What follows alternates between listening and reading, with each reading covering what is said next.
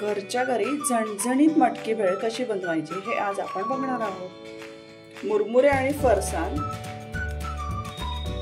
यासाठी आपण बाउलमध्ये मुरमुरे आणि फरसाण घेणार आहोत।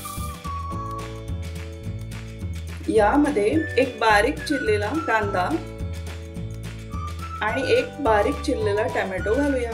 पॅन मध्ये एक चमचा तेल घालून यामध्ये मीठ आणि हळद घालून 2 ते 5 मिनिट ही मटकी आपण वाफवून घ्यायची आहे।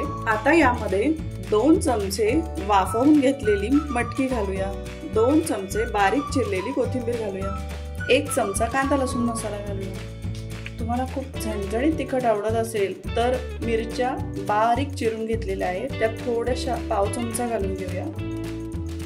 आता हे सर्व आपण व्यवस्थित एकजीव करूया।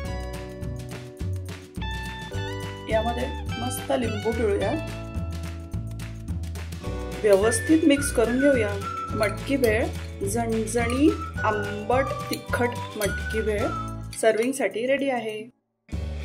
हायवे साइडला मिळतात तशी मटकी भेळ आपली घरच्या घरीच रेडी आहे।